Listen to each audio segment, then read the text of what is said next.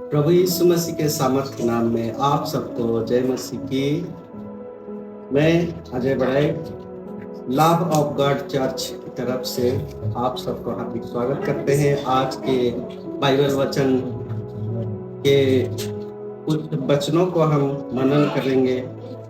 आइए हम देखते हैं उत्पत्ति 28 का 15वां वचन। वचन कहता है, और सुन, मैं तेरे संग रहूंगा और जहां कहीं तू जाए वहां तेरी रक्षा करूंगा और तुझे इस देश में लौटा ले आऊंगा। मैं अपने कहे हुए को जब तक पूरा न कर लूं तब तक तुझको ना छोड़ूंगा। नीचे ही परमेश्वर हमें कभी अकेला नहीं छोड़ने वाला परमेश्वर है। जब हम जहां कहीं होते हैं परमेश्वर हमारे संग रहते हैं।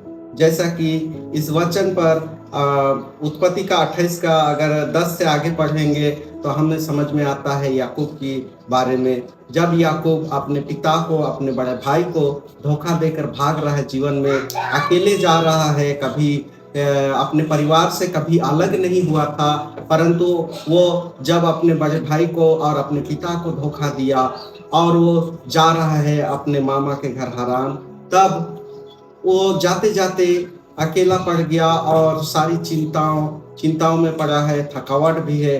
और कहीं एक जगह पर उसे रात हो गई, सूर्य ढल गया और वो सुस्ताने के लिए जब वहां पर बैठा तो रास्ते में क्या एक पत्थर लेकर उसने क्या किया, तकिया बनाया। उसी प्रकार ये दर्शाती है कि जब हम कहीं चलते हैं अपने जीवन के मार्ग में तो हजारों पत्थर आते हैं, यानी कि हजारों ये बाधाओं और मार्ग में रुकावटें आती हैं। तो नीचे ही उस समय क्या किया, याकूब ने एक पत्थर लिया और अपने तकिए बनाए और देखो उसका मुंह स्वर्ग की ओर हुआ और उसके लिए स्वर्ग खुला हुआ दिखा।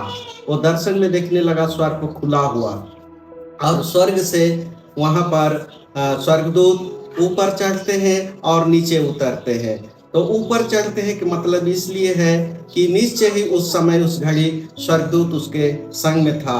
जैसा कि वचन कहता है, तुम जब अपने माँ के गर्भ में ही थे तब मैंने तुम्हारे लिए चित्त लगाया और तभी से मैंने तुम्हारा अभिषेक किया है। याकूब निश्चय ही एक अभिषिक्त जन था, वो जन्म से ही अभिषेक किया गया था, वो माँ के गर्भ में ही अभिषेक किया गया था और उसके संग हमेशा एक स्वर्गदूत रहता था और परमेश्वर ने उसे एक स्वर्गदूत की रक्षा और उसकी सुरक्षा के लिए भेजा था। उसी लिए वहां पर पहले से एक स्वर्गदूत था तब जो कि सीढ़ी में चढ़ रहा था और उतर रहा था। उसी दर्शन के द्वारा परमेश्वर ने उसे दर्शन देकर आशीषें दी। और नीचे ही एक दिन ऐसा हुआ कि याकूब एक जाति, एक देश में बदल गया। परमेश्वर ने उसका नाम इस्राएल रखा और उसे अपने देश में लौटा ले आया और उसके 12 पुत्र दिए जो कि इस्राएल के 12 गोत्र पर वहां पर राज्य करने वाले बने और 12 गोत्र हुए और पूरे संसार में फैल गए। जैसा कि परमेश्वर ने उन्हें, उसके दादा को, उसके पिता को, अब्राहम को, इसहाक को वायदा किया था कि मैं तेरे वंश को बालू के किनकों के समान और आकाश के तरह गण के समान कर दूंगा कहा था। उसी प्रकार उसने किया भी, क्योंकि परमेश्वर कहता है जब तक ये सब मैं पूरा ना कर लूं तब तक मैं तुझको ना छोड़ूंगा। नीचे आज हमारे जीवन में भी जब तक परमेश्वर अपने किए हुए वायदे को पूरा ना कर ले हमें कभी अकेला नहीं छोड़ता। तो इसलिए परमेश्वर के निकट आइए। हम अगर परमेश्वर के निकट आते हैं तो परमेश्वर हमारे निकट आते हैं। हम अगर एक कदम बढ़ाते हैं तो परमेश्वर 1000 कदम आगे बढ़ाकर हमारे लिए आते हैं।